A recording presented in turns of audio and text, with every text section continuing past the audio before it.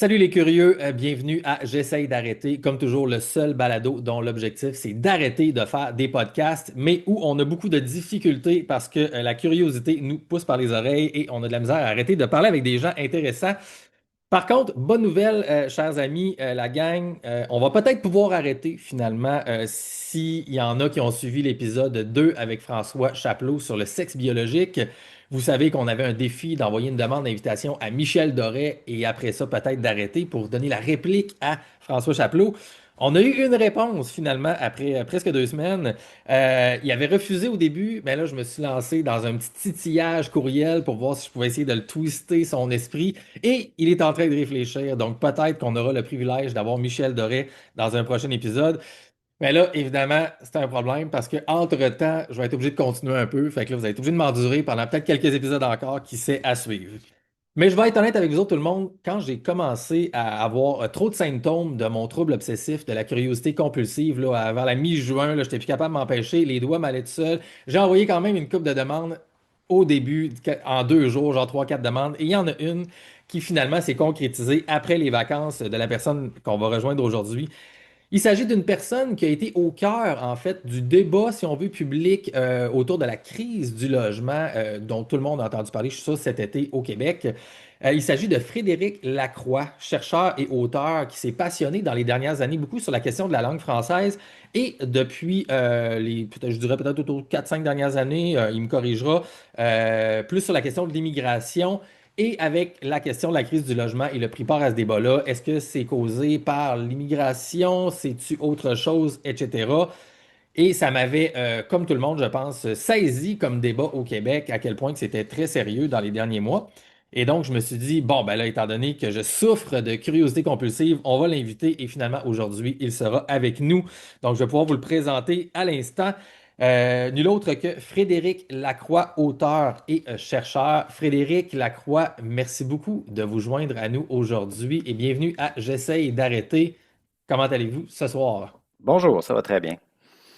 Donc, j'aimerais juste spécifier d'entrée de jeu que tu sais, Oui. mon rôle dans le débat sur la crise du logement est à peu près nul. Là. Tu sais, je tweete un peu là-dessus, je m'intéresse aux chiffres, mais tu sais, moi, ça a été plus la langue et l'immigration. Puis la crise du logement, c'est vraiment une sous-question relative à l'immigration dans mon esprit. Mon rôle là-dedans est faible. Là. Tu sais, fait que je n'irai pas prendre une place là-dedans. Je m'intéresse à la question, mais c'est à peu près tout. Là. 100%, ben, j'aime la précision, mais c'est quelque chose qui, moi, m'avait marqué. Donc, vous êtes dans mes algorithmes X, donc sur X, on tweet ou on poste des X maintenant. Vous êtes dans mes algorithmes, mais dans ce qu'on peut appeler le débat, en effet, il y a des voix qui sont là, qui s'expriment beaucoup. Vous faisiez partie des voix, en tout cas, qui, moi, m'ont sauté aux yeux dans ce débat-là, de par votre régularité, je pense, de toucher le sujet. Et évidemment, avec les algorithmes, quand on a certains trucs, ça revient aux yeux. Mais je dirais pas, évidemment, que vous prenez une grande place dans les médias du Québec et tout ça, là, tu sais. Non, non, non. C'est votre sujet principal, là. Donc, on est toujours ouvert aux précisions ici, puis on veut rester le plus factuel et respectueux possible. Donc, j'apprécie beaucoup. Euh, mais malgré tout, en effet, c'est comme une sous-catégorie de la question de l'immigration qui elle-même est un peu de pair avec la question de la langue au Québec, en lien avec qu'est-ce que le Québec finalement et qu'est-ce qu'on devrait faire avec notre culture, notre société, notre démographie, nos lois et potentiellement, s'il y avait un pays dans le futur, qui sait, on pourra peut-être en parler un petit peu plus tard. Mais juste avant, dans le fond, j'ai remarqué parce que je vous ai dit avant qu'on commence l'enregistrement, tu sais, il y a pas tant de podcasts disponibles sur le web de votre part, en fait, comme invité. Mais plutôt cet été, je ne sais pas quel mois, peut-être mai, juin, vous avez participé au balado de l'humoriste masqué, cette personne mystérieuse que tout le monde essaie de savoir Oui. c'est qui. J'ai aucune idée vraiment qui est cet humoriste qui porte le masque. Et j'ai compris en fait à ce moment-là que vous aviez étudié en physique, je crois, à Tout à, l'université, tout à avant fait, de oui. bifurquer vers la recherche un petit peu plus en termes de statistiques et tout ça. En fait, j'ai jamais bifurqué. Je suis physicien de profession. C'est le métier que j'exerce toujours aujourd'hui. Puis mon intérêt pour la langue, pour la démographie, c'est un à côté. Donc, OK, vraiment, OK. puis ça, ce qui fait le pont entre les deux, c'est mon intérêt pour les chiffres, puis mon intérêt pour les modèles. Moi, j'aime les modèles. Tu sais, la physique, tu modélises la réalité, tu fais Ouais. une représentation mentale de la réalité le plus simple possible. Puis moi, c'est ce que j'aime faire. Fait que moi, j'applique modélisation mentale à la question de la langue. Je l'ai faite pour la langue, à l'immigration. Pour moi, c'est comme un espèce de continuum, là. Je sais que ça a l'air un peu étrange, mais mon travail en physique puis en démographie, pour moi, tu sais, c'est quelque chose qui s'applique un peu naturellement, mais tu sais, je m'intéresse aux questions sociales depuis longtemps aussi, donc pas juste aux questions des sciences naturelles, là. Non, non, en fait, moi, c'est genre hyper cohérent dans ma tête parce qu'en fait, c'est là, moi, j'ai étudié en génie physique, en fait, à l'université il y a très longtemps. J'ai pas terminé mon bac, mais c'était en fait quelque chose qui me passionnait aussi. À Moi, Polytechnique? à la Polytechnique de Montréal, ouais, exactement. OK, moi j'ai fait génie physique à l'Université Laval. OK, ben c'est ça, j'avais les deux choix finalement. Moi, j'étais de la capitale, ben, en tout cas, je venais de la région, mais j'ai grandi à la capitale nationale. Je m'étais expatrié à Montréal pour aller voir Polytechnique. Tu sais, tant qu'à être jeune, on va se lancer, comme on dit. Ouais. Finalement, je suis revenu après et puis j'ai pas terminé. Mais en fait, dans ma passion personnelle, ça demeure la physique, c'est ce qui m'intéresse le plus, en fait. Et pour moi, justement, dans mes 15 dernières années entre guillemets, recherche, mais tu sais, juste passion, si on veut, d'intérêt, là, intérêt informationnel, au fil du temps, plus j'ai pensé à la physique, plus j'essayais de trouver les liens entre la physique puis la société et la sociologie, en fait, de voir, OK, bon, ben, tu sais, si l'univers fonctionne d'une certaine façon, le modèle le plus cohérent devrait être applicable justement à la société parce que, veux pas, la biologie et donc la sociologie ça répond aux lois de la nature, aux lois de la physique, en fait. Et donc, pour moi, le lien est super facile, mais c'est pas tout le monde qui fait ça. Donc, j'étais curieux quand même de savoir, c'était-tu quand vous étiez jeune, une passion pour comprendre l'univers? C'était vraiment plus les chiffres, donc avez-vous hésité entre mathématiques, physique, ou c'était vraiment plus Ben, la cosmologie ou le quantique? C'était quoi le trip physique de votre côté? moi, il y a une sorte de physicien qui veut tout comprendre, là, qui a une prétention à tout vouloir comprendre puis à tout vouloir savoir. Tu sais, l'espèce de rêve, c'est d'être l'homme de la Renaissance, là, Ouais. Leonardo da Vinci. Tu sais, étudies la médecine, tu construis des ponts, tu étudies l'univers, tu fais tout, tu apprends tout, tu connais tout. Quand on est adolescent, moi, quand j'étais adolescent, mon objectif, c'était de tout savoir. Donc, d'apprendre toutes les langues, d'apprendre toutes les sciences, d'apprendre toutes les sciences sociales. Donc, je suis beaucoup plus humble aujourd'hui, là. J'ai pas atteint mon objectif du tout, mais c'était ça un peu ce qui me poussait, là. C'était tu sais, le désir de connaissance universelle. Donc, je m'intéressais autant aux sciences pures qu'aux sciences sociales. Puis j'ai eu beaucoup de misère à choisir, puis je me suis dit, bon, je vais choisir les sciences pures, ça va être peut-être plus facile de gagner ma vie. Mais tu sais, j'ai toujours été intéressé aux questions sociales et politiques à travers ça. Euh, Puis donc, je suis pas, bon, j'ai atteint aucun de mes objectifs en termes de savoir universel, là, bien sûr, mais je suis content du choix des sciences pures, si on veut, parce que ça m'a donné une approche euh, que je trouve originale, parce que tu sais, je m'intéresse beaucoup aux modèles mathématiques, aux chiffres, etc. Puis je note qu'en sciences sociales ou en sciences humaines aujourd'hui, c'est assez peu présent. Ouais. Tu sais, la mathématisation a été un peu mise de côté, pas en économie, mais dans les sciences sociales, c'est peu présent, là. C'est un discours très qualitatif souvent. Puis pour la question de la langue aussi, c'est très, très qualitatif. Puis je trouve que tu sais, l'aspect quantitatif manquait. Donc, moi, tu sais, je me suis comme investi là-dedans.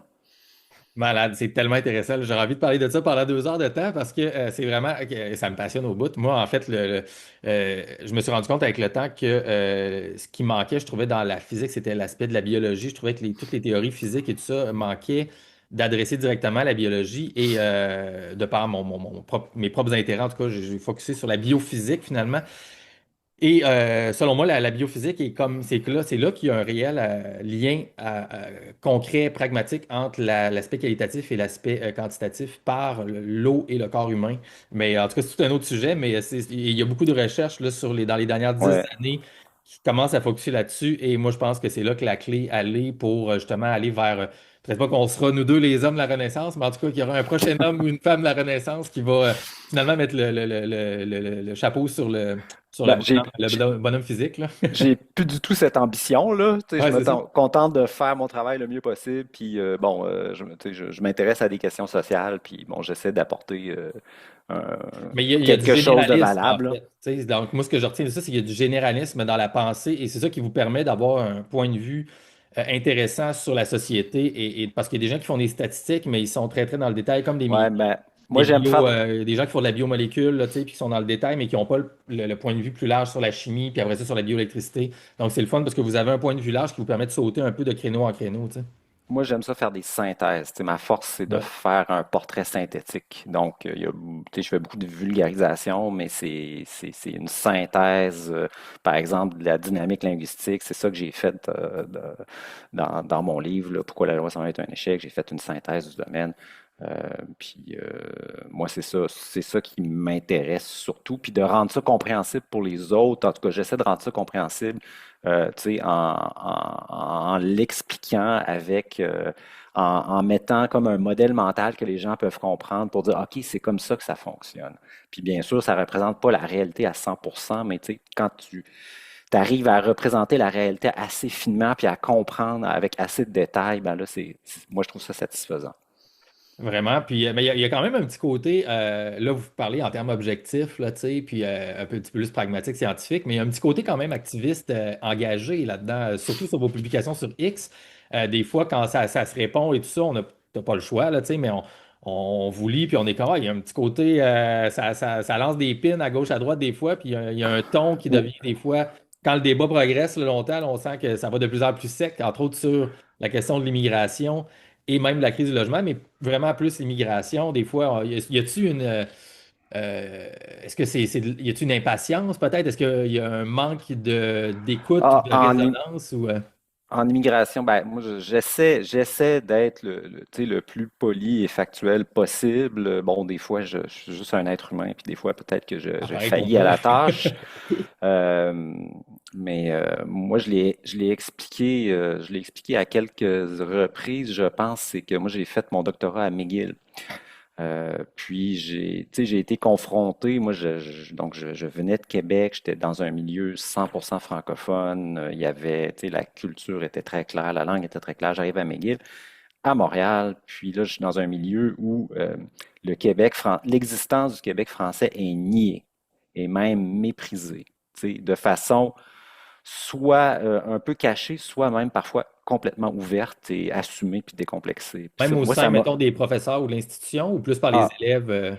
les élèves, l'institution, bon, pas nécessairement par les personnes en autorité, mais tu sais, les commentaires, etc., tu sais, officieux, c'était très clair.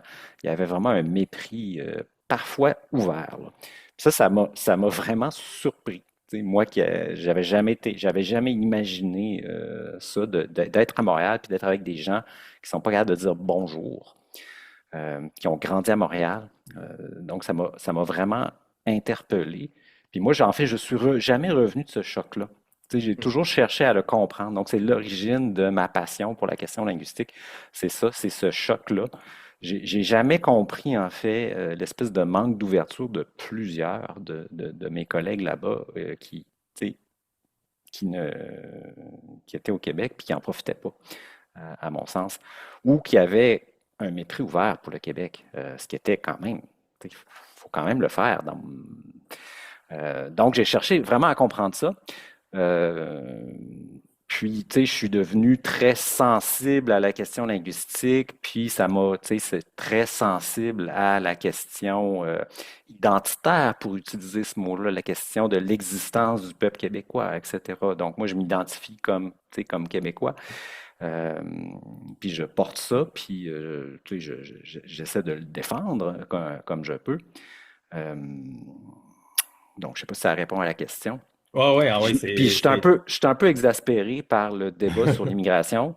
Ça, il faut le dire, parce que ce qui se passe en immigration au Québec et au Canada, c'est tellement anormal, c'est tellement excessif.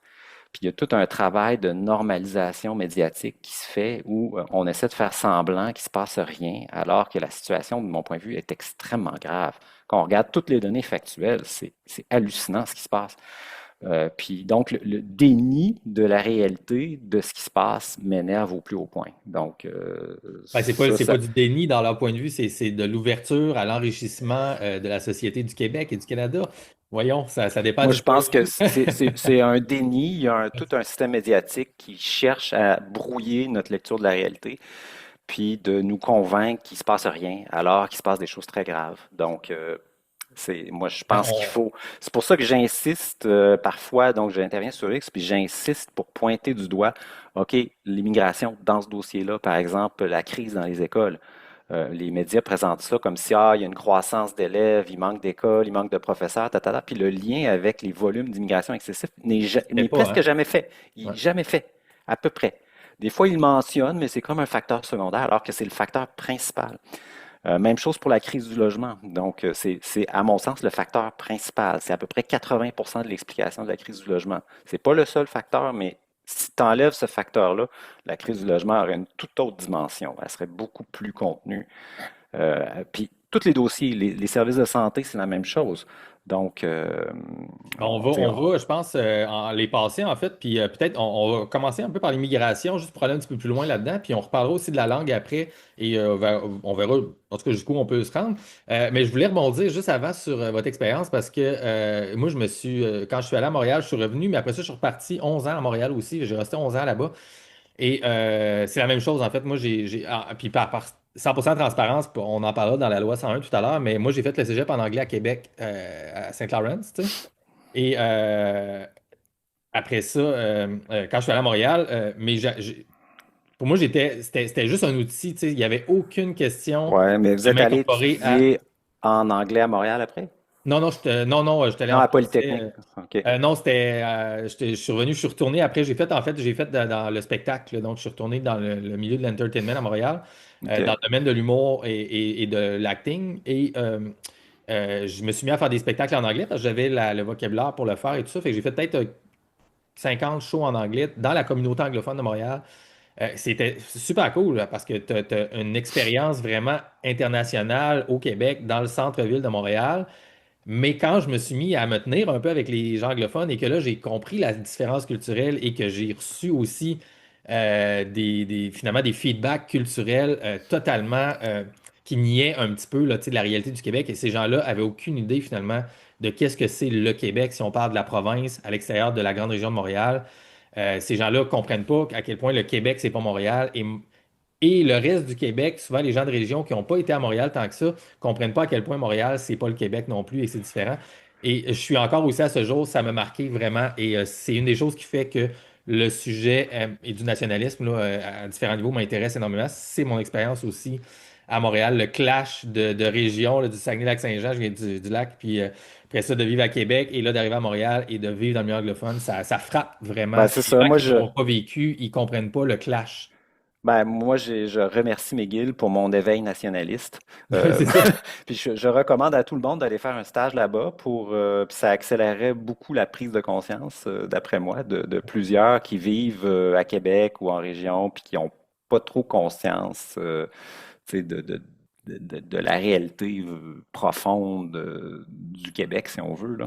Ouais. Et à l'inverse, si on parle de solutions, une des choses que moi, si j'étais le dictateur du Québec, là, dans un Québec fasciste, souverain, de droite décomplexé, non, je niaise bien sûr, mais probablement que j'imposerais Ouais, j'irai pas là, là. non, non, ben c'est ça.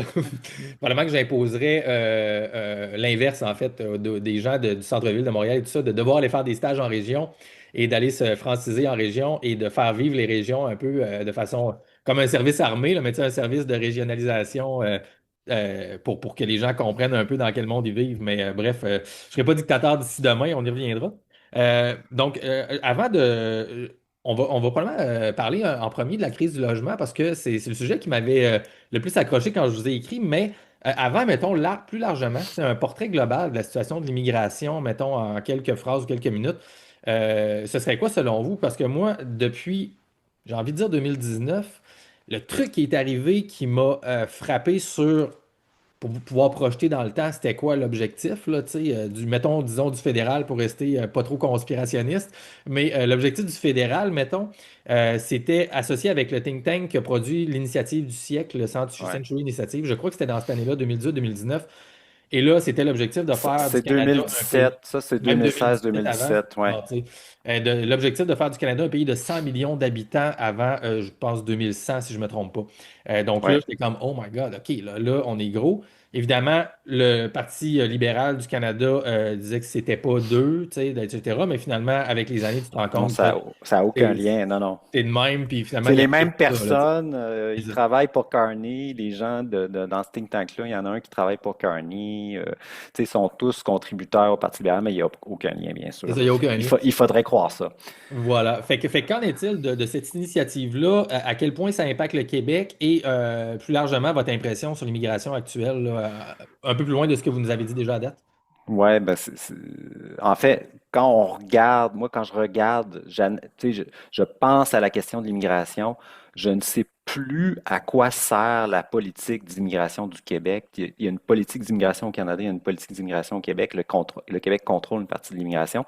Si on regarde pour le Québec, je ne sais pas à quoi sert la politique d'immigration du Québec. Je ne sais pas quels sont les objectifs, puis je pense que le gouvernement du Québec ne le sait pas lui-même. Mais on peut-tu juste, C'est-à-dire que mini parenthèse, il faut se rappeler, puis corrigez-moi, la CAQ, quand ils ont été élus, ils avaient été élus sur l'idée de réduire de genre 65 000 à 50 000, je vois avec les chiffres à peu près, puis finalement, ça s'est jamais fait, et si je me Non, trompe pas, ils ont réduit. C'est la promesse, les promesses temporaire. de la CAQ, il y avait deux promesses. Il y avait la laïcité puis la réduction de l'immigration. Donc, puis à l'époque, l'immigration temporaire, c'était vraiment quelque chose d'assez mineur. Il y avait peu d'immigrants temporaires, puis on parlait toujours d'immigration permanente, donc c'était 50 000 personnes par année. Puis on va réduire ça de 20 de façon temporaire. Il y avait le mot temporaire, donc. Mais ils l'ont fait. Donc, Simon Jolin Barrette, qui était ministre de l'Immigration au début de la CAQ, l'a réduit pendant 2 ans. Il a coupé ça à 42 000 pendant 2 ans environ. Puis après, c'est remonté. Mais au même moment où il coupait ça, il y a eu une libéralisation des flots d'immigrants temporaires, donc des gens qui viennent avec des permis d'études ou de travail sous le prétexte de venir de façon temporaire, c'est-à-dire un permis de 3 ans, par exemple. Puis après ça, il se dit, bon, on va repartir. C'est ça l'espèce de cadre dans lequel ça fonctionne. Mais ces gens-là, en réalité, ce qu'on a compris, c'est qu'ils viennent de façon temporaire pour s'installer de façon permanente. Donc, c'est juste une voie d'accès comme une autre à l'immigration. Donc, pendant qu'ils réduisaient de façon tu sais, de 20 les flots permanents, ils libéralisaient les flux temporaires. Euh, Et ça, c'était par la CAQ ou au fédéral qui imposait ça au Québec?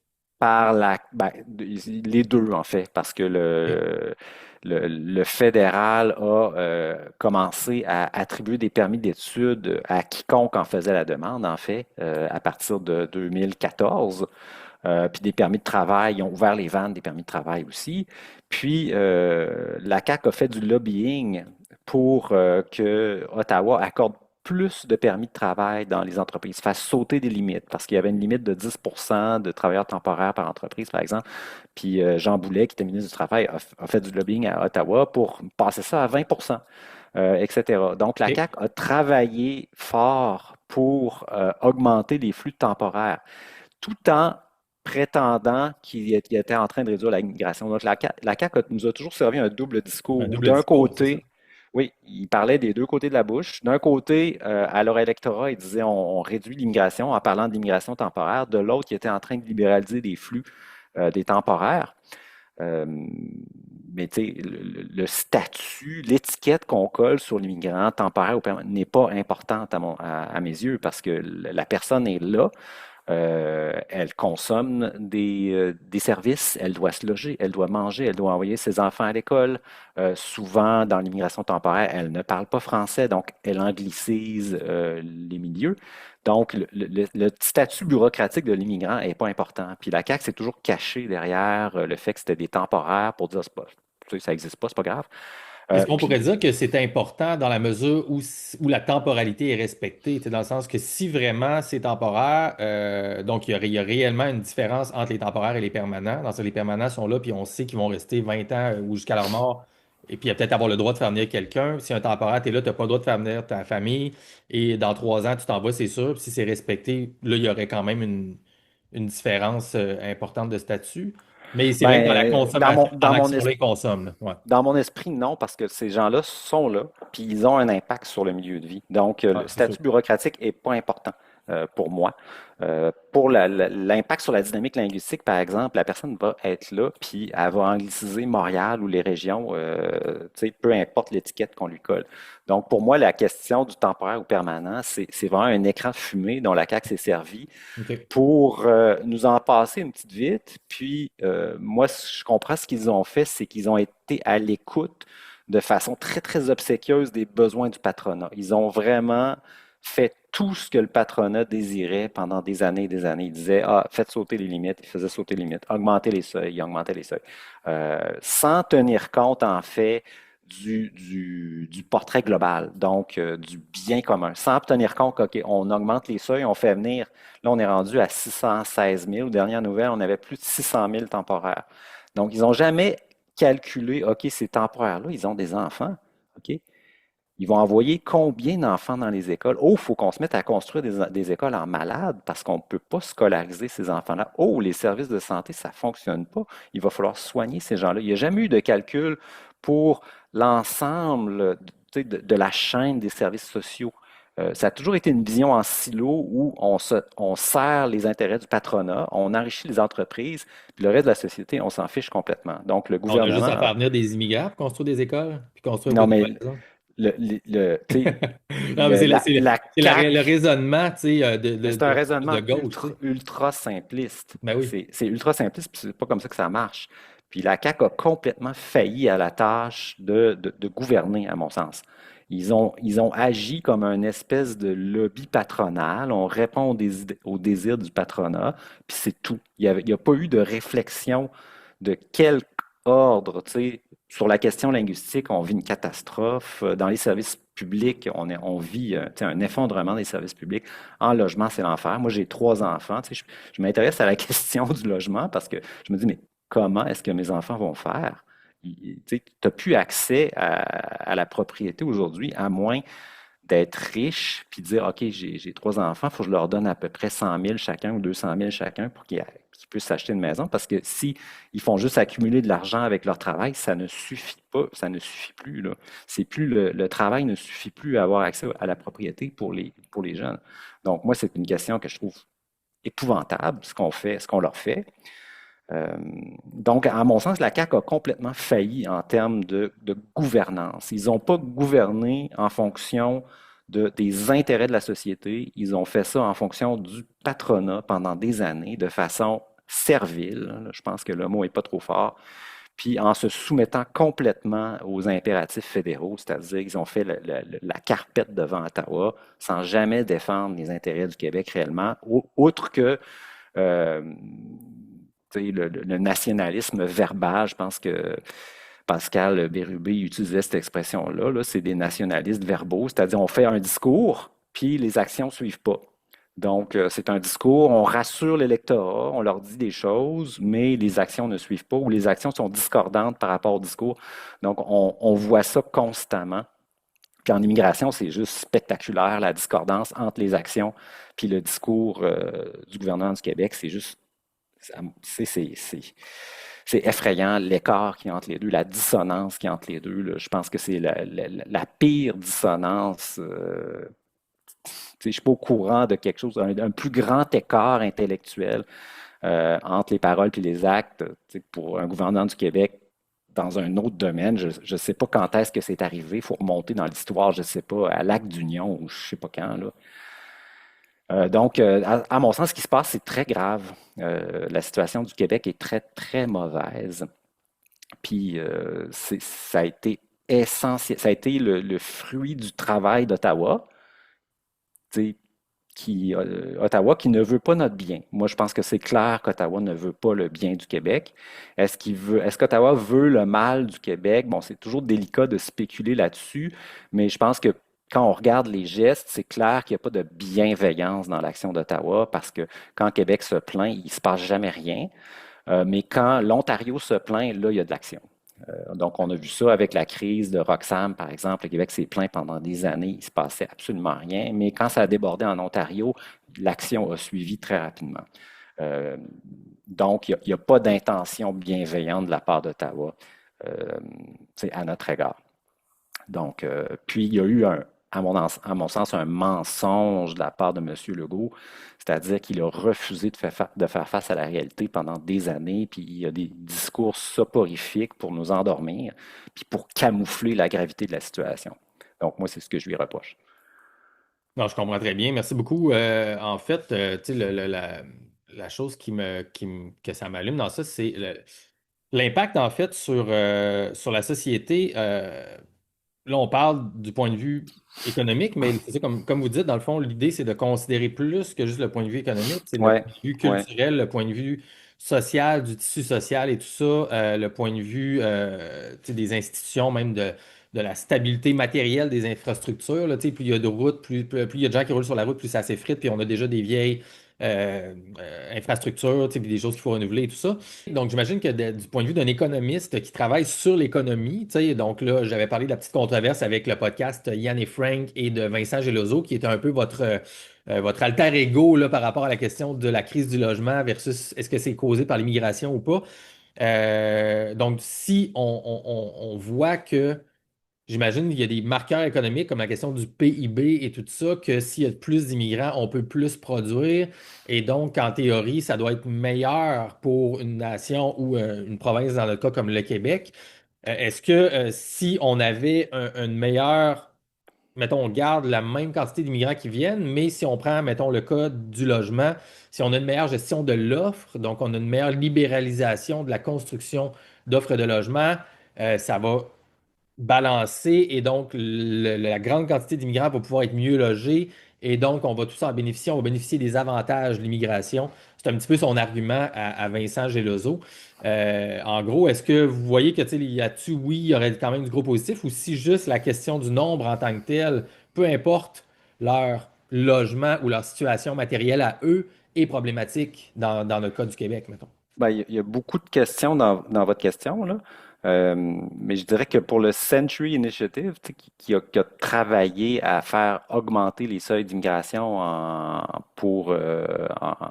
tu sais, qui a incité le gouvernement du Parti libéral à augmenter les seuils d'immigration à partir de 2015-2016. Moi, ce que je comprends de leur objectif, c'est d'un point de vue purement c'est un point de vue très simpliste où tu augmentes la population, tu augmentes le PIB, donc tu augmentes la taille de l'économie. Puis moi, ça me semble être une vision tu sais, qui relève de quelque chose qui s'apparente à la vision que le Canada avait de l'immigration au 19e siècle. Quand on regarde les débuts du pays, 1867, le Canada a mis en place une politique d'immigration à la fin du 19e siècle où le but c'était d'augmenter la taille de la population. Puis ça se fondait sur le fait qu'il y avait des terres arables, des terres fertiles à développer dans l'Ouest. On va faire venir du monde, on va donc augmenter la taille de la population, augmenter le PIB, on va devenir plus riche. Puis il me semble qu'Ottawa a copié cette stratégie-là. Plus de 100 ans plus tard, ils se sont dit, ben, on va faire la même affaire, mais cette fois-ci, on va se servir des universités. Ça ne sera plus des fermiers qu'on va faire venir, ça va être des étudiants. Donc, on va faire venir plein de monde, ça va augmenter le PIB, etc. Puis moi, ça me semble être un raisonnement terriblement simpliste. Puis je pense que les événements démontrent que ce point de vue-là est assez juste, parce que c'est ça qu'ils ont fait. Puis ce qu'on voit, c'est que la productivité, pardon, la productivité par habitant du Canada stagne. On est les cancres de l'OCDE en termes de productivité par habitant. Tu sais, le Donc, ça, c'est PIB présentement au niveau de productivité, même si on augmente énormément notre population, est-ce qu'on a un plus gros PIB réellement suite à l'augmentation de l'immigration? ben, Et malgré tout, par habitant, on a oui, une. le PIB a augmenté. On a probablement évité la récession à cause de ça parce qu'il y a plus de consommateurs, il y a plus de gens qui consomment des services. Donc, le PIB a toujours augmenté un petit peu, mais ça stagne, tu sais, pas mal, mais on n'a pas eu de déclin franc. Mais quand on regarde les autres indicateurs économiques, donc l'OCDE a fait une étude là-dessus dernièrement, puis le Canada est en queue de peloton pour la productivité, le PIB par habitant, tu sais, la performance canadienne est terrible. Donc, puis il y a un beau graphique dans cette étude-là, on regarde le PIB par habitant en fonction du temps. Puis là, on voit qu'aux États-Unis, ça augmente, là, c'est une belle augmentation depuis 10 ans, puis au Canada, c'est plat. Donc, il n'y a eu en fait aucun enrichissement en termes de PIB par habitant au Canada dans à peu près les 10 dernières années. Et mettons que je Donc, donne la parole ou je fais un peu l'avocat du diable de l'autre côté. Est-ce que les États-Unis ont augmenté plus leur immigration que le Canada et c'est pour ça qu'on n'a pas assez augmenté peut-être non, la non, non. population? Les États-Unis accueillent beaucoup moins d'immigrants que le Canada proportionnellement. Le Canada, c'est parmi les pays qui accueillent le plus de monde au monde. Là, il y a peut-être l'Australie qui nous a dépassé un peu, mais le Canada, c'est vraiment une exception mondiale en termes de volume d'immigration. Là, on est dans une catégorie à part. Donc, les États-Unis, c'est beaucoup moindre. Euh, Donc c'est vrai ça, parce que j'ai toujours entendu dans les 15 dernières années que même le Québec à l'intérieur du Canada, et je pense, je ne sais pas si on est deuxième ou premier comparativement à l'Ontario dans les dernières années, mais que déjà le Québec prenait, je crois, 2 fois plus d'immigrants par capita si on compare avec la France, et la France qui était déjà un énorme réceptacle à immigrants dans l'Union européenne et tout ça. Donc le Québec, vraiment, il y a des taux d'immigration qui sont assez faramineux si on se oui, compare à la moyenne mondiale, là.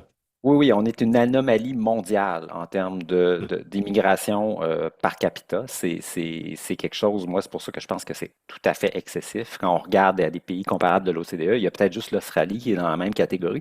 Puis l'Australie, ça va pas très bien, là. Si vous regardez en Australie, ils ont des problèmes qui ressemblent beaucoup à ceux du Canada, c'est-à-dire qu'ils ont une crise de logement, je pense, un peu pire que la nôtre, mais sont exactement dans la même ligue.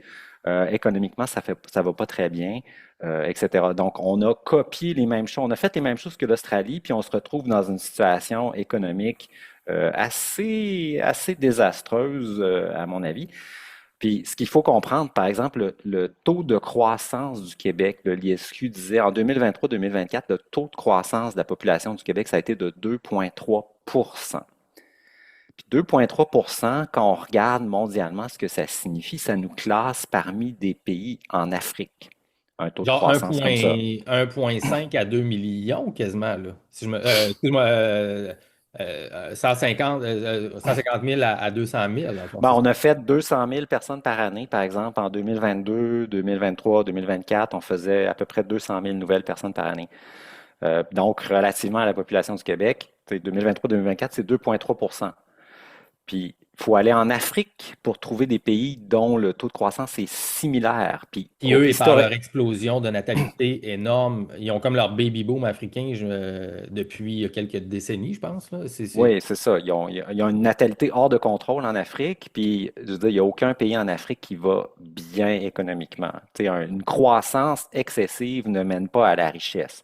Croissance Ouais, non. excessive donne des problèmes. Donc, au Québec, on est à 2,3%. Puis ça, ce que ça signifie, c'est que la population du Québec va doubler en 35 ans. Si on veut On imaginer ce que ça continue veut sur la dire. tendance, là. Si on continue là-dessus, en 35 ans, on va doubler. On va passer de 9 à 18 millions. Imaginez le Québec à 18 millions de personnes. Donc, ça va être un Québec, en fait, à majorité africaine ou maghrébine, en fait, parce que c'est ça l'essentiel de l'immigration qu'on reçoit. Ça ne sera plus un Québec, le Québec qu'on a connu, là. Puis à Montréal, le taux de croissance durant la même période, ça a été de 4,2%. C'est-à-dire que c'est un taux de doublement, Le c'est une période double. de doublement de 17 ans. C'est-à-dire que Montréal passerait à plus de 4 millions d'ici 2035 environ, avec un taux comme ça. Donc, juste pour donner une espèce d'idée de ce que ces taux-là signifient, c'est absolument hallucinant. Historiquement, c'est sans précédent. Si on se plonge dans les années 70-80, les taux de croissance, c'était 1% ou moins.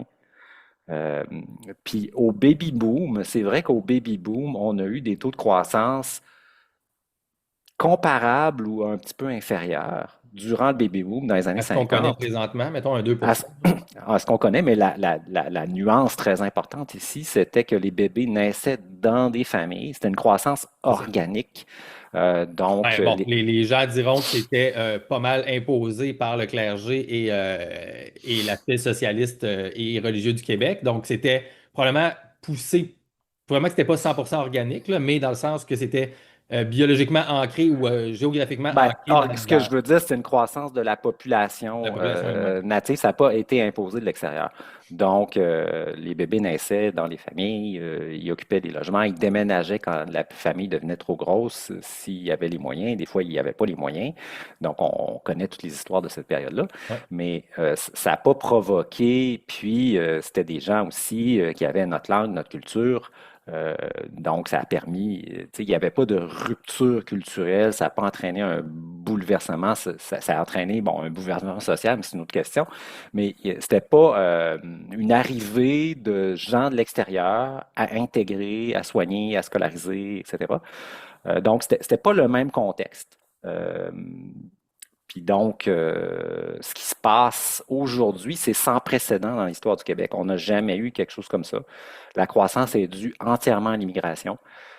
Donc, on fait venir des gens qu'on est supposé intégrer, mais les volumes sont tels que moi, je pense qu'il n'y a plus d'intégration qui se passe. À toute fin pratique, si l'intégration ne fonctionne pas, elle ne peut pas fonctionner avec des volumes comme ça. Puis, donc, ce que je disais au début, c'est quoi l'objectif de la politique d'immigration du Québec? Je pense que plus personne ne le sait parce que l'objectif pour la CAQ, ça a été de satisfaire les entreprises. Les entreprises disent on veut du monde, on veut du monde, on veut du monde, on veut du monde.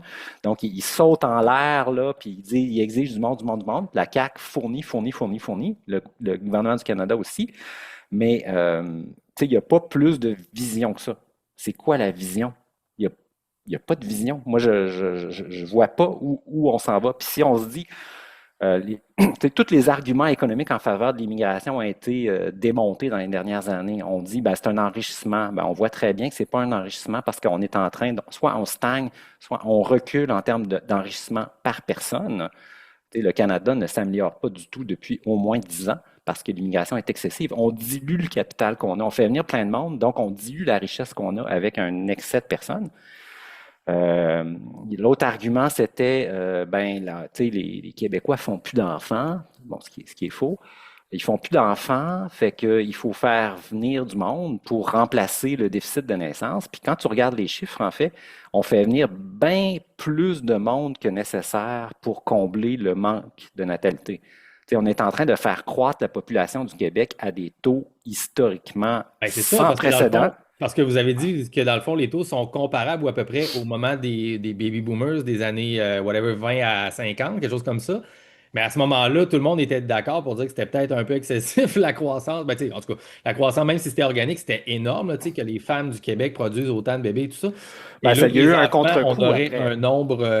on aurait un nombre similaire et donc c'est énorme. Donc c'est beaucoup plus Oui, donc si qu'il l'argument y avait une moyenne entre les deux, là, tu sais. à l'effet que bon, on fait pas assez d'enfants, donc il faut faire venir des immigrants. Si c'était ça l'objectif de la politique d'immigration, à ce moment-là, on ferait venir les gens pour remplacer le déficit des naissances. Puis là, si on le calcule, ça donne à peu près 20 000 immigrants par année.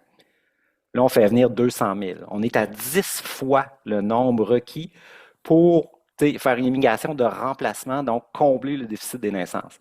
On est à 10 fois le nombre. Donc, en fait, c'est une immigration qui vise à faire augmenter la taille de la population de façon effrénée. C'est ça l'objectif réel. Puis, mais pourquoi? Pourquoi? Parce que là, on voit les conséquences que ça a, qui sont en train de les services sociaux sont en train de s'effondrer, à mon avis. Les services de santé sont débordés. Les écoles, la situation dans les écoles est extrêmement grave. Ouais, d'ailleurs, Euh, j'avais noté justement, je pense que c'était avec l'humoriste masqué qu'on ignore le nom, que vous aviez dit que selon vous, un des meilleurs marqueurs pour comprendre si l'immigration s'intègre dans la population à un taux raisonnable, c'était le taux de présence dans les écoles, je crois, secondaires principalement, peut-être primaires aussi. Et donc, s'il y a assez de places disponibles pour accueillir les immigrants dans les écoles, le taux, en théorie, devrait être assez bon avec la croissance de la population. Mais ouais, si ça ben déborde, moi je propose mon propre concept de capacité d'accueil. Tu sais, tout le monde ouais. parle de la capacité d'accueil, puis pour la plupart des gens, la capacité d'accueil, c'est juste la capacité de construire des logements. Tu sais. On va accueillir autant de gens que nécessaire que de logements qu'on peut construire. Puis si on peut construire 1 milliard de logements par année, on va accueillir 1 milliard de personnes, il n'y a pas de problème.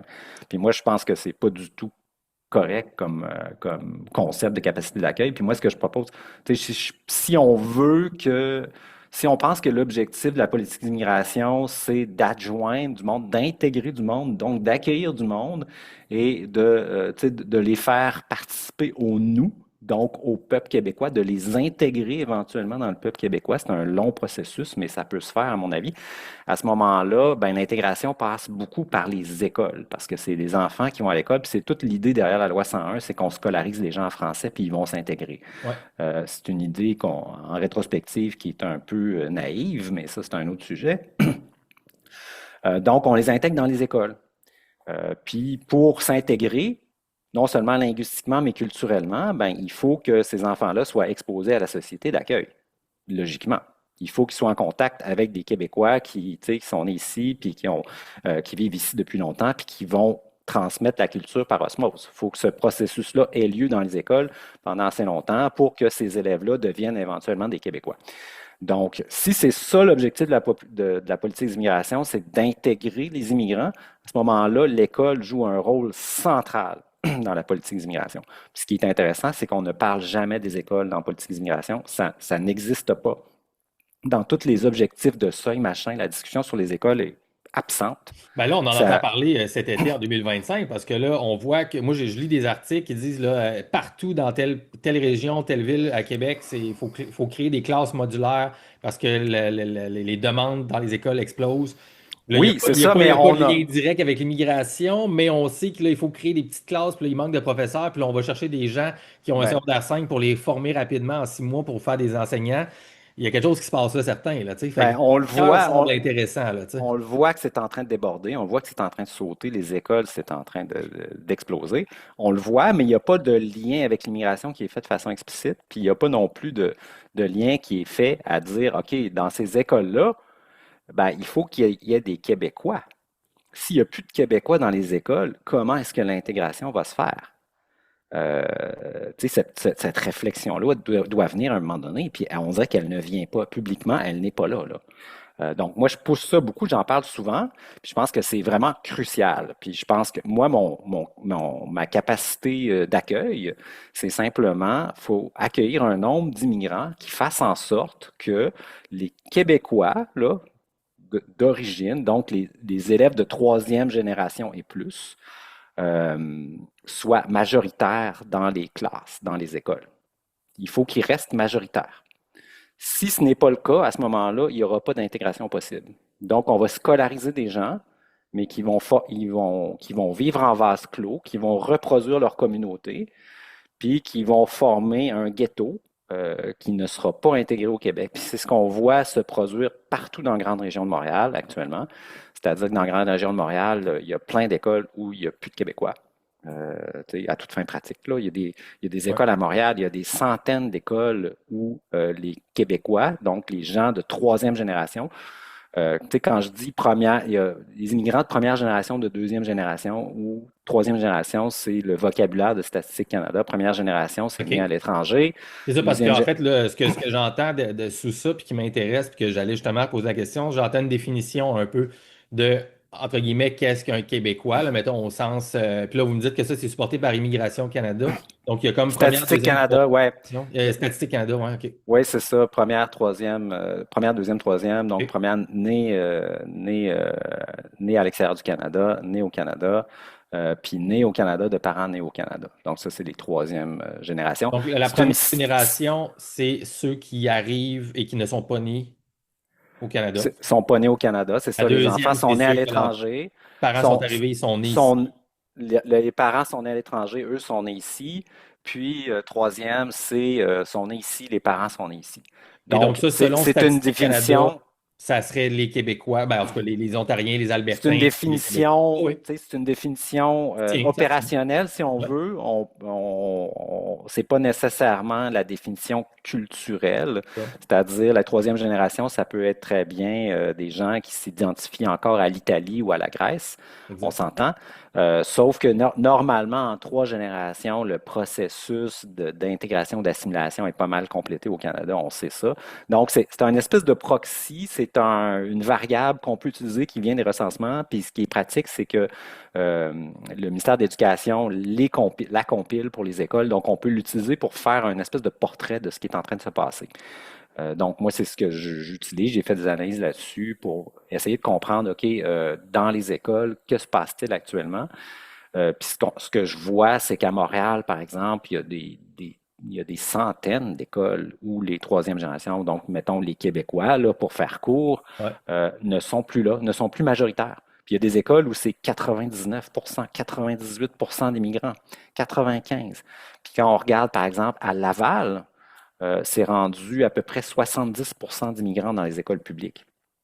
Et ça, on fait Laval. le lien avec vos travaux à vous des années 2015-2018, là, à peu près là, sur l'anglicisation de De Laval, Laval, oui, également.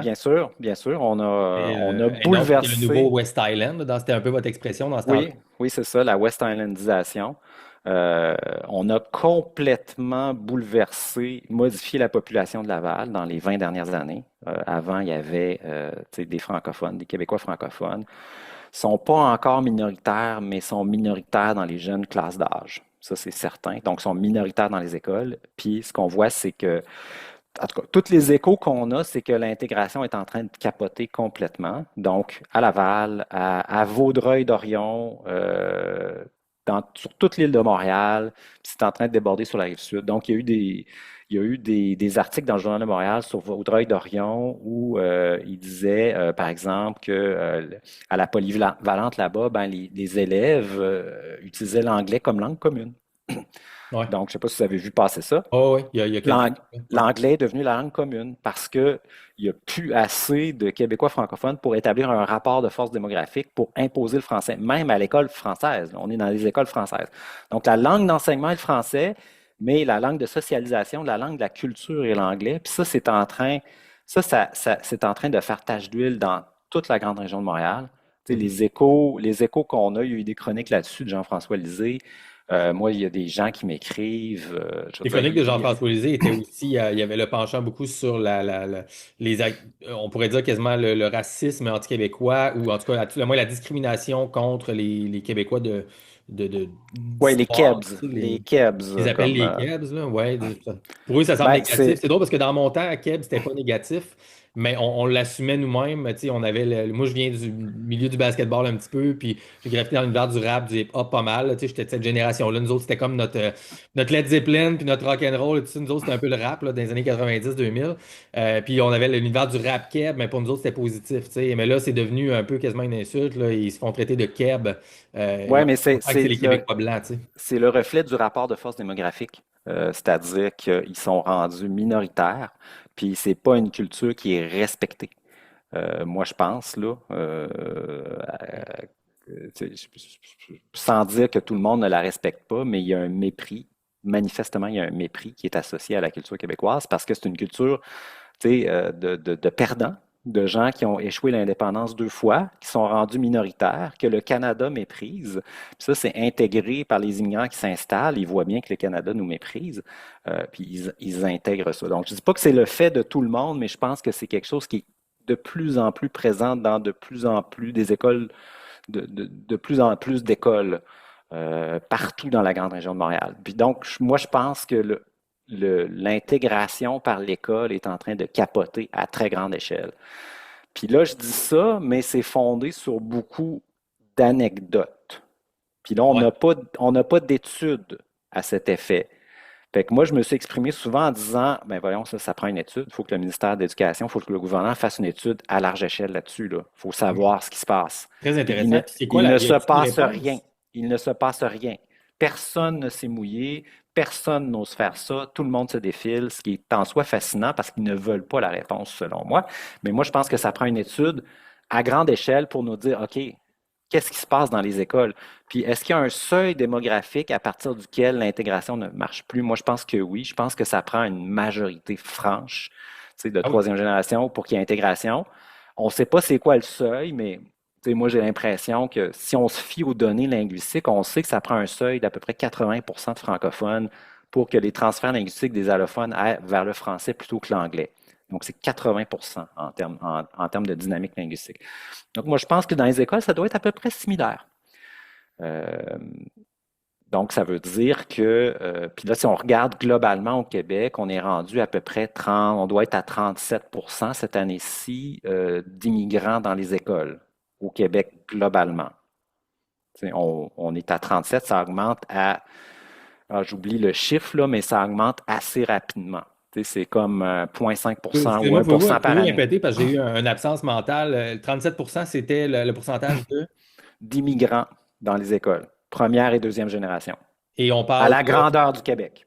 primaire, secondaire, cégep, tout Primaire, inclus. primaire secondaire. Primaire, C'est pas secondaire. cégep Fait qu'on université. approche le 40% d'élèves issus de l'immigrants, donc ça veut On dire va être première, rendu deuxième à génération. 40% d'ici 2, 3 ans, selon moi. Et ça, c'est les deux premières générations ou ça inclut la troisième? Non, ça inclut, c'est les deux, tu sais, c'est les générations 1 et 2. Un et deux, Donc, comme on les disait trois tantôt, parce qu'à partir générations, de trois, c'est compté comme québécois. troisième génération, on est à peu près, tu sais, c'est le complément, donc on est à peu près à 60-62%.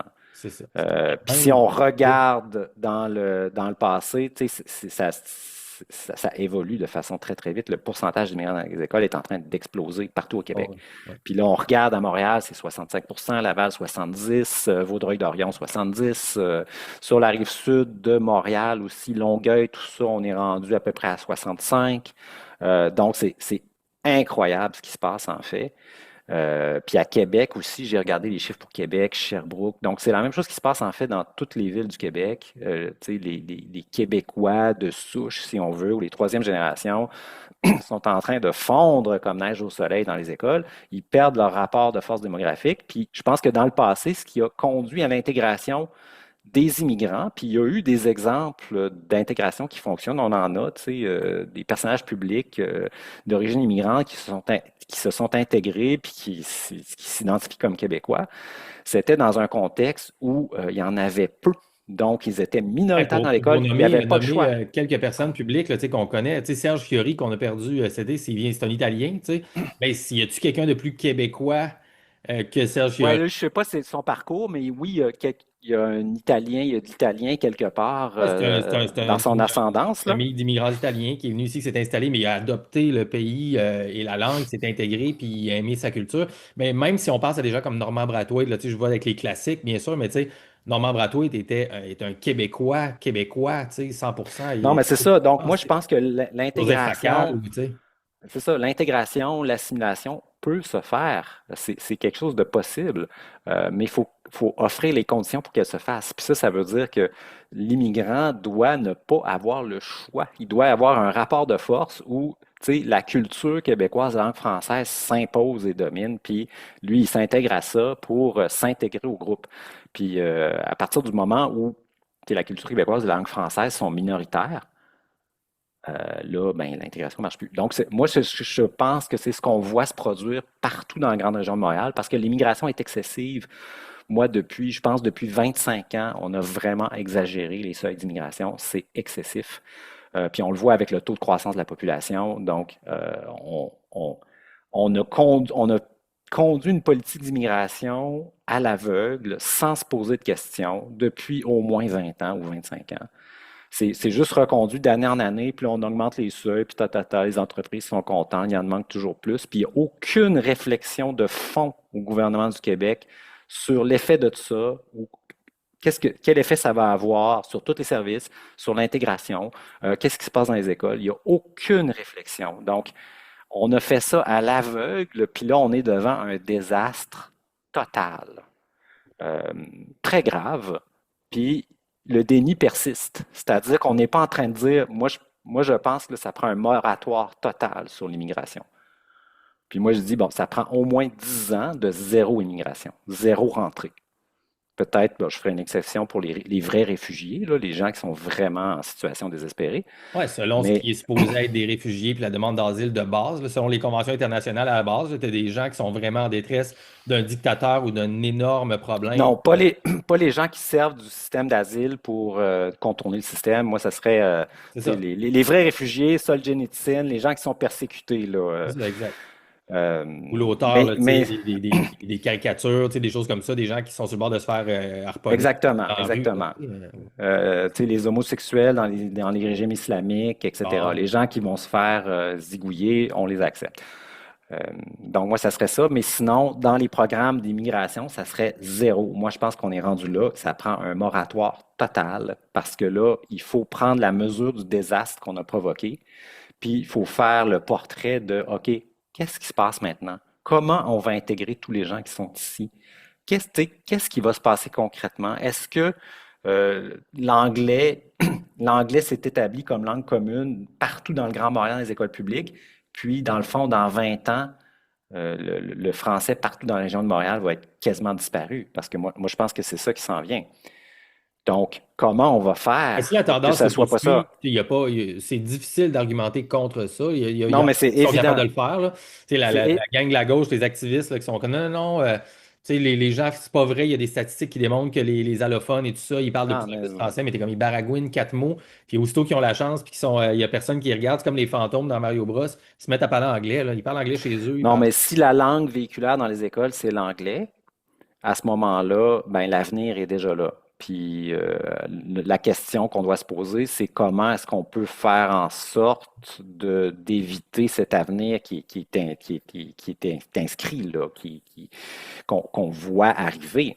Donc, la première chose à faire, c'est d'arrêter d'aggraver le problème. Donc, c'est de mettre l'immigration à zéro, puis là, de prendre la mesure de la situation, puis de mettre en place une stratégie. Moi, je pense que moi, je milite en faveur de ça. Ça prend une immigration zéro, un moratoire. Il faut sortir de cette mentalité de ah, ça nous en prend 60 000, 80 000, 100 000. Le chiffre magique, ouais, c'est ça. Les chambres de commerce disaient là, la semaine passée 106 000. Tu Hum. sais, c'est complètement dément. On est dans une espèce de mécanique de démence, en fait, collective. Je Donc, il veux, faut je veux, euh, s'extirper. Je veux qu'on creuse ça un petit peu pour changer un petit peu le focus. Je pense que là, tu sais, honnêtement, même moi, je suis comme bon, OK. C'est bon, là, il y a un problème. Je le sens, tu sais, j'écoute ce qu'on se dit, puis je suis comme, tu sais, moi, je suis d'accord avec ça. Mon point de vue personnel, mon biais, si on veut, là, tu sais, par rapport à ce qu'on disait un petit peu avant de commencer, puis au début par rapport à la physique, tu sais, moi, ce qui m'intéresse, c'est le système politique, tu sais, le système de gestion. On parlait de modèle tantôt. Moi, je m'intéresse, OK, moi, je suis plus dans le mode un peu réformiste, là, tu sais, si on veut utiliser un gros mot, là, mais dans le sens que je crois que C'est un gros mot, réformiste? ben, je sais pas, là, tu sais, ça dépend pour qui, là, mais en tout cas, bref, tu sais, il y a des gens qui disent, oh, réforme, révolution, anarchie, tu veux faire table rase, pas là-dedans, là. Mais je pense qu'il y a des changements au niveau politique qui doivent se faire. C'est un gros dossier, mais j'essaie de réfléchir un peu à c'est quoi les terrains d'entente commune qu'on peut se trouver politiquement entre les différents groupes d'activistes pour au moins reconnaître certaines mêmes bases sur lesquelles avancer. Puis là, dans le fond, je reculer un peu sur ça, puis vous amener sur un terrain, je ne sais pas si vous êtes à l'aise d'y aller là un petit peu, mais c'est la question de la gauche, en fait.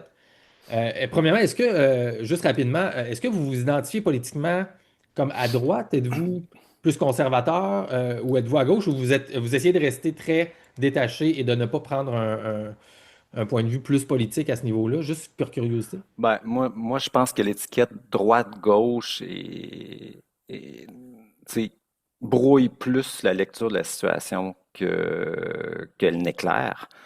Tu sais, je peux certainement dire que dans mes jeunes années, comme tout le monde, tu sais, je me sentais de gauche, j'étais pour l'altermondialisme, tu sais, la OK. paix entre les peuples, etc. J'ai écrit longtemps dans l'autre journal, tu sais, qui est un journal de gauche, mais de la gauche traditionnelle, c'est-à-dire de la gauche non woke, où les classes sociales existent encore, etc. Bon, je me suis détaché de cette vision des choses-là parce que je pense qu'elle est plus appropriée à la réalité actuelle. Euh, donc, bon, tu sais, aujourd'hui, quand on veut contrôler les flux d'immigration, on est automatiquement plus de gauche. C'est ça. Donc, bon, ça me dérange pas, là, mais moi, je pense que le contrôle de l'immigration, c'est quelque chose d'urgent et de très important. Puis je dirais que tu sais, je m'identifie au conservatisme. Euh, donc, quand tu sais, j'ai lu Burke, j'ai lu Roger Scruton, tu sais, puis la vision du conservatisme qui est portée par ces gens-là, moi, m'interpelle parce que c'est un conservatisme, puis Scruton le définit bien, puis c'est quelque chose qui me parle beaucoup. Lui, il dit que tu sais, c'est le lien entre une société, c'est dans l'esprit d'un conservateur, c'est le lien entre les morts, les vivants et ceux qui sont encore à naître. Donc, c'est une chaîne. Puis, tu dois conserver les bonnes choses qui viennent du passé. Bien sûr, ça, tu sais, c'est pas Le but, c'est pas de rester stagnant ou Exact. de jamais rien changer, mais tu ne jettes pas tout ce qui vient du passé parce que tu penses qu'il y a des choses valables qui viennent du passé, puis tu essaies de le transmettre à tes enfants. Donc, c'est comme une chaîne. Donc, le but, c'est pas de casser cette chaîne-là, tu essaies de perpétuer des choses. Puis moi, c'est quelque chose qui me parle beaucoup parce que je pense que tout n'est pas acheté du passé. Je pense que tu sais, notre rôle est d'en laisser à nos enfants, d'essayer de laisser les choses en meilleur état qu'on les a trouvées, d'améliorer les choses si possible. Donc, tu sais, moi, cette vision d'une société comme étant vraiment un pacte entre les morts, les vivants et ceux qui sont encore à naître, tu sais, ça, c'est très important, ceux qui sont encore à naître, un pacte entre ces trois catégories-là. Moi, je trouve ça parlant, puis c'est quelque chose qui me, ouais, je dirais pas qui me guide, mais je trouve que c'est quelque chose qui fait sens, là. Oui. Ah oui, Donc, vraiment, en fait, puis je trouve ça très cool comme image et c'est quelque chose qui me parle beaucoup aussi. Puis en fait, c'est drôle parce que d'une certaine façon, c'est un petit peu là que je voulais aller. Tu sais, je suis très, très d'accord avec l'idée que le prisme gauche-droite classique est un peu dysfonctionnel présentement. J'en parlais avec mon invité d'avant, Sébastien de Crèvecoeur, pour essayer de voir un petit peu c'était quoi maintenant, puis au Québec, c'est très complexe. En même temps, j'ai l'impression qu'il y a comme une redéfinition à faire, tu sais, pour les gens qui sont, OK, tu sais, on veut prendre le bon de la gauche et de la droite ensemble, puis nous, on veut aller de l'avant justement pour créer un monde meilleur pour le futur. Et les extrémistes des deux côtés, là, qui sont tu sais, hyper conservateurs, donc on veut pas trop de progrès, et ceux qui sont hyper radicaux, donc faisons table rase du passé, et ça prend juste du progrès et juste du libéralisme. Ces gens-là, finalement, ne seront pas considérés par ceux qui veulent construire le futur et ils pourront s'amuser dans le coin. C'est un petit peu là, moi, que j'essaie de voir c'est quoi le socle des gens du milieu qu'il faut rassembler, mais ça prend les gens de la gauche aussi qui sont là, qui sont ceux qui amènent beaucoup un aspect de créativité, de foisonnement d'idées, même des mauvaises idées, des choses comme ça, qui font bouillir les nouvelles choses qu'il faut intégrer à la chaîne pour créer un meilleur futur par en avant, tu sais. Et je trouve ça intéressant parce que le principe de la chaîne et de penser aux générations futures, ça fait très, je ne sais pas en tout cas à quel point vous avez recherché ça, mais ça fait très autochtone, Première Nation aussi. Eux, ils ont une idée dans presque tous les clans historiques de l'idée des 7 générations par en avant, tu sais. Donc, eux, dans le fond, leur optique de travailler, c'est de travailler pour les 7 prochaines générations d'enfants. Et c'est la même chose que la gauche tente de défendre d'une façon avec leur éco-anxiété. C'est l'idée d'avoir un meilleur futur, un meilleur environnement. Donc, tu sais, c'est cet endroit-là où est-ce qu'on veut avoir une chaîne cohérente pour le futur, rejoint la droite et la gauche en même temps, finalement. Si la gauche veut travailler d'une façon commune, il y a de la place pour, je pense, ces deux idées-là là-dedans. Parce que présentement, les gens qui sont un petit peu à l'extrême radical gauche, qui ont été étiquetés woke par les gens qui étaient tannés de se faire étiqueter de nazis puis de fascistes, mettons, là. Donc, on leur a lancé l'étiquette woke pour un petit peu avoir une contrepartie d'insultes sociales, médiatiques, tu sais. Ces gens-là ont pas l'air de voir que ce que vous décrivez depuis tantôt avec l'immigration, c'est le jeu du gros capital, c'est le jeu du ben, moi, capital je pense transnational corporatiste contre on peut, lequel la gauche se battait classiquement. Et dans le fond, en défendant l'immigration à tout casser sans aucune limite, ils font le jeu du capital finalement ben, tu sais, historique. on peut faire une analyse marxiste, si on veut, de la politique d'immigration puis de ses buts. Puis moi, je trouve que ça colle quand même à la réalité. Là, je suis pas marxiste du tout, mais je trouve que si tu utilises ce prisme-là, tu utilises l'immigration pour faire baisser les salaires réels, puis ça profite à ceux qui sont en haut de l'échelle sociale, je pense que c'est exactement ce qui se passe depuis des années. Mais tu sais, l'idée de la chaîne de transmission, ça vient d'Edmund Burke, donc 18e siècle. Donc, moi, j'ai pas creusé la question autochtone, mais tu sais, c'est simplement logique de penser que tu es ici pendant pas très longtemps, en fait. Exact. Tu sais, notre vie est courte, puis il faut préparer des choses, puis les transmettre pour essayer de monter ça.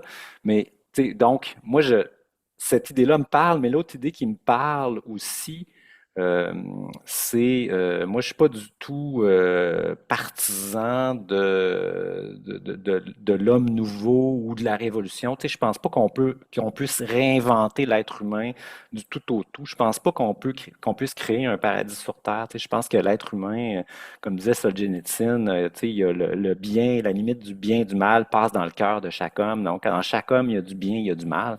Puis je pense qu'on pourra jamais avoir un paradis sur Terre. Donc, moi, j'adhère pas du tout aux utopies qui veulent créer des paradis sur Terre comme le communisme ou la gauche est beaucoup portée par cette pulsion-là de faire la société parfaite et idéale. Moi, je pense que ça amène immanquablement au totalitarisme. C'est très dangereux comme d'avoir une utopie où tu veux refonder le monde. C'est d'une pulsion qui est beaucoup portée par la gauche. Donc, moi, je ne crois pas à ça du tout. Je pense pas qu'on puisse atteindre l'idéal sur Terre, qu'on puisse avoir une société idéale parce que l'homme est fini, l'homme est en partie mauvais. Donc, moi, j'adhère à cette conception-là. Puis je pense aussi que, d'un point de vue scientifique, on est un produit de l'évolution. Donc, on s'inscrit dans le monde naturel, puis on est déterminé et limité par ça. Puis je pense pas qu'on puisse s'extirper du monde naturel sans graves conséquences. Ça, c'est l'aspect scientifique. L'évolution, on a coévolué avec la Terre dans notre environnement depuis des millions d'années, puis on peut pas tout changer, tout mettre sens dessus, sans que ça ait des graves conséquences sur nous. Donc, moi, donc, moi, je suis plus, je dirais que je suis plus du côté conservateur puis non utopiste. Donc, on peut faire des réformes puis essayer d'améliorer les choses graduellement, mais à mon sens, toute utopie qui cherche à instaurer quelque chose de parfait, moi, je vois tu sais, un risque de totalitarisme à travers ça, parce que c'est la leçon du 20e siècle, là, c'est que les utopies mènent presque toujours à des bains de sang. Donc, il faut s'en méfier. Ouais, je suis bien d'accord. Là, Colin, là, mon petit bonhomme curieux dans ma tête, il capote bien raide parce que, il y a vraiment de la fertilité dans vos idées puis dans vos points de vue et il y aurait façon de jaser vraiment longtemps, mais on va se diriger tranquillement vers une fin dans un dernier 5-10 minutes maximum.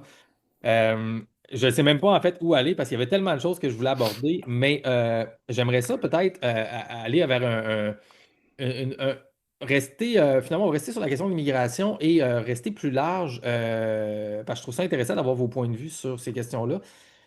On n'a pas abordé, il y a une question en fait qui est sous-jacente à tout ce qu'on a dit, qu'on n'a pas abordé, qui est peut-être la plus controversée, c'est la question ethnique en fait, finalement. Tu sais, quand on dit, OK, parce qu'on a parlé de la définition d'immigration statistique, la définition statistique de qu'est-ce qu'un Ouais, Québécois, mais qu'est-ce que le peuple du Québec finalement? Et quand on dit s'intégrer aux Québécois, encore une fois, si on a 60% de Québécois de troisième génération et plus qui sont tous, mettons, musulmans, maghrébins et qui parlent arabe chez eux, mais français en public et qui sont finalement, qui prônent l'islamisme, exemple, ou la charia en modèle social.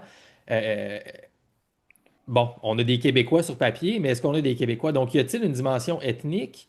Vous avez plugué le terme rapidement canadien-français. Est-ce que ça prend une majorité canadienne-française là-dessus? C'est quoi un peu ouais, votre position là-dessus? Parce que je sais que c'est controversé. Puis j'ai reçu justement Sébastien de Crèvecoeur, qui eux autres sont là avec Nomos TV, avec Alexandre Cormier-Denis, qui est le personnage controversé sur la question ethno-nationaliste. Donc lui, il prône que dans une constitution du Québec, ça devrait être le foyer national canadien-français. Donc lui il dit qu'il y a clairement une question ethnique sur le territoire. Donc, il devrait y avoir les Autochtones, oui, mais les Canadiens français d'origine qui sont là, qui peuvent. Donc, il y aurait même une potentiel de politique de natalité avant immigrationniste. Donc, comment est-ce que vous placez là-dessus? Je sais que je pense que vous n'êtes pas d'accord nécessairement avec ça, mais c'est quoi votre position, s'il y en a ouais. une? Il n'y a pas de définition parfaite, à mon sens, tu sais, c'est quoi un Québécois? Tu cherches, chacun a sa définition. Euh, tu sais, Falardeau avait sa définition, tu sais, c'est pas d'où tu viens, c'est où tu t'en vas. Tu regardes, tu sais, c'est une question très complexe. Mais si on regarde la question de l'ethnicité, euh, moi, je pense que c'est une variable qui pose problème. Donc, toutes les variables, en fait, posent problème, mais Ah, c'est celle-là ça. aussi pose problème. Ça a l'air simple, Le fait d'une variable, mais ouais. ça a l'air simple, en fait. Ça dit, ah, c'est les Canadiens français, c'est clair, c'est tranché, c'est une définition, hein, tout le monde est d'accord, mais c'est pas vrai. Quand tu creuses la question, tu te rends compte que, OK, la question de l'origine ethnique est posée au recensement, par exemple. Là, je suis allé voir, OK, c'est quoi la question? C'est une autodéclaration, l'ethnicité au recensement. Puis, dans le questionnaire là, que j'ai sous les yeux, Statistique Canada mentionne que tu sais, les gens peuvent répondre, les gens de même ethnicité, entre guillemets, peuvent répondre des choses différentes à la question de l'ethnicité. Tu sais, ils peuvent répondre, il y a plusieurs réponses possibles. Donc, ils peuvent se mettre dans des groupes différents, même s'ils viennent de la même région. Ils donnent des exemples là, pour les Indiens, Pendjabi, Sud-Asiatiques, etc. Donc, il y a déjà un flou. Puis ils disent les données sur les origines ethniques ou culturelles tirées du recensement de la population correspondent à la perception qu'ont les répondants de leurs origines ancestrales au moment de la collecte. Ah, on est dans Donc la en belle fait, subjectivité. Tu sais, dans le fond, il n'y a pas d'objectivité mesurable pour ça non, nécessairement. il n'y a pas d'objectivité, c'est de la subjectivité. En fait, c'est un ressenti, là, si Ouais. on veut utiliser ce terme-là. Donc l'ethnicité, c'est un ressenti en réalité. Donc c'est pas quelque chose de très solide. C'est quasiment Euh, le genre au niveau ethnique, finalement. Ça prendrait. Il n'y a pas de ben, catégorie sexe qui serait et non pas l'ethnicité, mais la généticité qui serait mesurée sur papier officiel, tu sais, exemple. Oui, puis on sait d'après les recensements que les réponses des gens vont varier. Il y a des études qui ont eu lieu là-dessus où les gens vont répondre des ethnicités différentes, les Dans mêmes le temps, c'est personnes. ça? Oui, Ouais, dans ouais, le ouais. temps, dépendant de comment ils se sentent, de leur ressenti à ce moment-là. Puis on sait, par exemple, les études sur l'assimilation linguistique, on sait que les Canadiens français, à un moment donné, qui s'assimilent, qui passent à l'anglais, à un moment donné, ils répondent anglais à l'ethnicité. Ils oublient leur ethnicité, puis ils pensent qu'ils étaient des Britanniques. Donc, on sait que le taux de réponse dans l'Ouest de gens qui étaient vraisemblablement d'origine canadienne-française, mais ce qui se déclare britannique, euh, Par tu sais, dans appartenance le à. passé, c'était pas négligeable. C'était, j'oublie le chiffre, là, mais c'était quelque chose de surprenant. Donc, les gens l'oublient ou reconstruisent le passé en fonction de quelque chose qu'ils imaginent.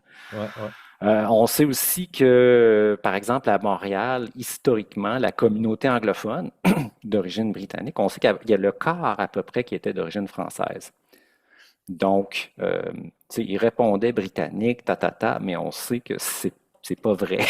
Donc, Donc, tu sais, les Montréalais, historiquement, déjà, avaient une tendance à se dissocier du Québec francophone. on sait que une partie non négligeable de la communauté anglophone de Montréal, c'était en fait des Canadiens français. Euh, donc, la question de l'ethnicité, tu sais, c'est pas quelque chose on s'affirme, là, Canadien-Français, puis c'est tranché, puis c'est prouvé, puis etc. C'est un ressenti. Donc, cette variable-là est beaucoup plus molle, à mon sens, que les variables linguistiques qui ont d'autres problèmes, qui ont des problèmes aussi. Toutes les variables ont des problèmes. Mais tu sais, les variables linguistiques sont plus solides parce on demande quelle langue parlez-vous le plus souvent à la maison. Tu sais, c'est un fait. Il y a un peu de flottement possible, là, mais c'est quelque chose de plus tangible. Ou c'est quoi votre langue maternelle? Ouais. Bon, là aussi, il y a des problèmes parce qu'on peut s'imaginer d'autres choses que la réalité, mais c'est quelque chose de plus solide. Puis aussi, le dernier point, c'est que l'origine ethnique, ils ont rajouté une origine ethnique canadienne, je pense que c'est en 91 dans le recensement, qui est venu foutre le bordel complet dans les données. Donc, en fait, tu sais, les données sur l'origine ethnique au Canada ne sont plus fiables. C'est pas fiable. Donc, c'est quoi la proportion de Canadiens français au Québec, par exemple, là? Les barres d'erreur là-dessus sont très grandes. Ouais.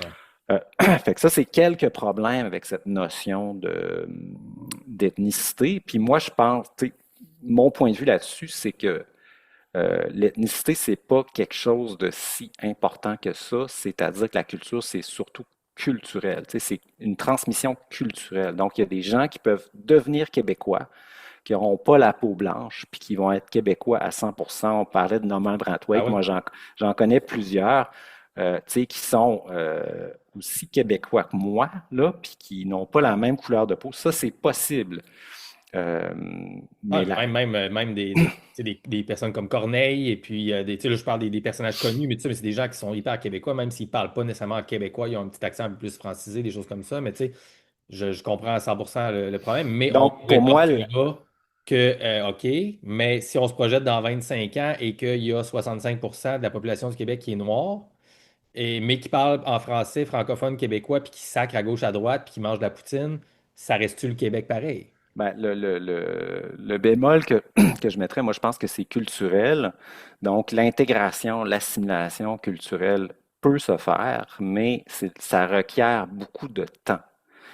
Donc, on parle de génération. Tu sais, pour que vraiment il y ait une intégration, là, c'est pas comme on pense souvent, on accueille la personne, il dit bonjour, ah, c'est un Québécois.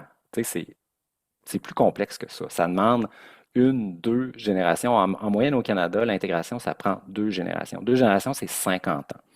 Puis moi, je pense que l'intégration culturelle complète, c'est peut-être même plus long que ça. Donc, on parle en termes de 50, 75 ans, tu sais, des Ben, c'est un temporalités. peu ça que je parle, là. Tu sais, mettons, Des, des trois, quatre tempo- générations. Tu sais, Il y a si une on se parle en question, c'est ça. 2125, mettons, mais en termes de pourcentage, on a tu sais, 75% du Québec, du territoire, qui est populé par des personnes noires, qui ont été trois, quatre générations assimilées, mettons, là, qui avaient été assimilées, etc., puis qui ont la culture québécoise.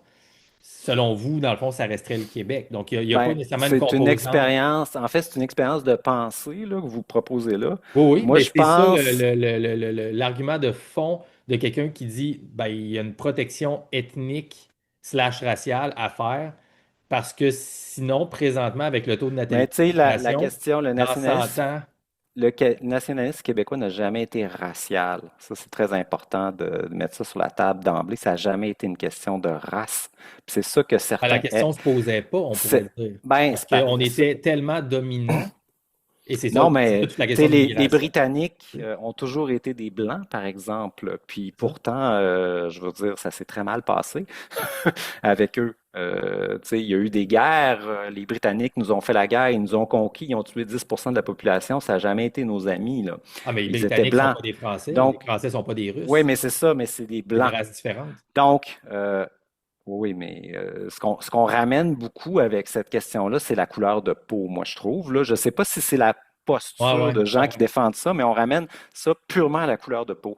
Alors que Non, ça non, n'a je pense que jamais été c'est ça. plus profond, là. Tu sais, moi, mettons, vraiment, il y a une nuance. Tu sais, en tout cas, évidemment, là, on va être obligé d'arrêter, mais il y a une nuance, je pense, entre, il y a, comme on pourrait dire, des sous-ethnies, là, tu sais, dans le sens que, oui, blanc, c'est une chose, mais blanc n'est pas la totalité, noir n'est pas non plus. Les Haïtiens ne sont pas la même ethnie que les Congolais du tout, tu sais, ils le savent, là. Tu sais, quand tu es un Haïtien, tu vois un Congolais, c'est pas un Haïtien, tu sais. Morphologiquement, la couleur n'est pas la même, tu as du noir bleu, tu as du noir magenta, tu as du noir brun. Tu sais, c'est pas la même couleur et c'est pas la même morphologie. Clairement, les Éthiopiens n'ont pas la même ethnie, donc race, que des Haïtiens non plus. Tu sais. Donc, c'est la même chose entre Ouais. les Français et les Britanniques. Les Britanniques, tu vois un Britannique, la majorité du temps classique, là, tu sais que c'est pas un Français. Là, tu sais. C'est pas le Ouais, même mais tu sais, blanc, le c'est pas le même. nationalisme québécois n'a jamais été racial à Non, la non. base. Tu Non. sais, ça a été culturel. Puis moi, je pense que l'intégration culturelle peut se faire, mais c'est un processus dans le temps long. Donc sur des générations. Puis c'est un processus qui demande un rapport de force démographique. Donc, l'expérience de penser, est-ce que le Québec pourrait être entièrement d'origine africaine dans 100 ans et avoir quand même la même culture qu'on a actuellement? Ouais. Tu sais, je pense que c'est une expérience de pensée. Tu sais, il n'y a pas de réponse à ça. Je pense que 100 ans, c'est beaucoup trop court. Si tu me dis 10 000 ans, peut-être. Je Tu comprends. sais. 100 ans, non, je pense pas, parce qu'il faut que tu aies un rapport de force démographique où tu sais, on reste absolument majoritaire en tout temps pour que l'intégration fonctionne. Puis si on ne l'est plus, l'intégration ne marche pas. Donc, culturellement, ça fait juste, ça s'effondre. Puis moi, je pense que c'est ce à quoi on assiste aujourd'hui. Donc, moi, ma position, c'est ça, c'est une question de rapport de force démographique. Puis ce rapport démographique-là est ancré dans un peuple historique, tu sais, qui est canadien-français à la base, auquel s'est joint d'autres personnes. Puis ce peuple-là doit rester absolument majoritaire.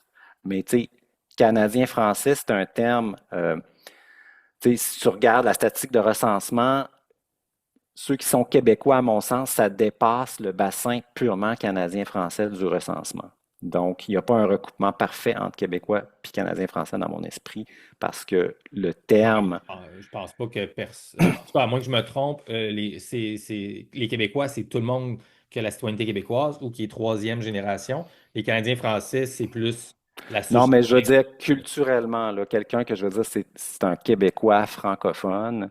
il ne sera pas nécessairement d'ascendance canadienne-française. Puis moi, Non, non, ben non, c'est ça, exact. Non, non, je trouve à 100%. ça inexact d'exclure les gens basés sur le fait que ça ne serait pas des Canadiens français, alors qu'ils s'identifient comme Québécois. Donc, moi, je suis pas Colin, d'accord je avec veux ça. finir, mais les exclure de quoi? Ça, je ne l'ai pas catché, pardon, excuse-moi. Ben, si on dit, tu sais, le Québec, c'est l'État des Canadiens français, moi, j'ai un problème avec ça parce que on vient de les OK, si on exclure. vient à la notion d'Alexandre Cormier-Denis que je vous parlais, Que certains mais je proposent, pense que c'est ce qu'il ça. Moi, dit, c'est pas nécessairement que c'est l'État, c'est que dans le sens, ça doit être le foyer national, dans le sens qu'ils doivent être majoritaires sur le territoire pour garder justement la domination démographique culturelle dans le temps. Pas que c'est l'État, que c'est seulement les Canadiens français. Donc, c'est dans le sens que ces gens-là sont aussi ouais, mais pro-immigration, mais tu sais, c'est mais problématique. c'est C'est peut-être, problématique là. comme notion. Je Puis creuse aussi, avec vous, là, tu sais. puis si aussi, si on dit, bon, on veut un Québec indépendant, mais pour les Canadiens français, c'est attaché à l'idée du Canada. Tu sais, c'est problématique aussi au point de vue politique, parce que les Canadiens français, c'est les anciens Canadiens. Ben, Ça c'est, a j'allais dire, c'est plus muté. le Canada qui s'est attaché aux Canadiens français, mais ça, c'est. Non, non, mais c'est les Canadiens. Nous, on est des Canadiens originalement. Ben ouais, c'est ça, ils sont venus Après nous voler ça, le terme. on a muté aux Canadiens français. Après ça, on a muté aux Québécois. Donc, pour moi, Canadien français, c'est comme une régression où on essaie de revenir avant la Révolution tranquille. On essaie de revenir au Canada français. Puis, moi, j'ai aussi un problème avec ça parce que je pense que c'est impossible de revenir au Canada Et dans français. le principe de la chaîne, de maintenir la chaîne, de conserver une certaine chaîne, y a-t-il là une chaîne? Et y aurait-il un autre terme que Canadien-Français que vous verriez qui serait représentatif de l'aspect ethnique pré-Révolution tranquille? Ou il y en aurait, ou ça ferait partie des choses que vous ne conserviez pas dans votre chaîne de votre côté du tout? Euh, C'est-à-dire que le Canada français pouvait survivre, tu sais, dans mon esprit, le Canada pouvait s'en survivre, pouvait exister seulement dans le contexte de surnatalité exceptionnelle qui était le sien, qui est disparu. Donc, pour moi, le retour au Canada français, c'est pas quelque chose qui peut se faire dans le contexte actuel. Tu sais, c'est comme on essaie de revenir à quelque chose qui est disparu. Donc, pour moi, la chaîne avec ça a été rompue effectivement parce qu'on n'a plus les conditions démographiques pour le faire. Donc, ça a été tu sais, la transition de Canadien français à Québécois a été faite Ouais. pour des raisons de survie. Tu sais, l'idée, c'était d'arriver au Québec indépendant pour pouvoir survivre. On n'est pas arrivé au Québec indépendant, puis je pense que si on essaie de revenir au Canada français, on ne va pas survivre non plus parce qu'on n'a pas c'était appuyé sur une démographie puis une surnatalité qui était absolument exceptionnelle. Puis c'est pas là. Donc, si on essaie de revenir, on dit ben, l'indépendance a échoué, on va revenir au Canada français, c'est ça qu'on propose. Ben, pour moi, c'est un cul-de-sac total parce que à ce moment-là, si tu reviens au Canada français, il faut que tu reviennes à 6 enfants ou 12 enfants par femme parce que tu ne survivras pas. Hmm. Donc, si on veut poursuivre la chaîne, justement, je pense qu'il faut faire notre deuil de ça. Ah, Euh, intéressant. Très intéressant.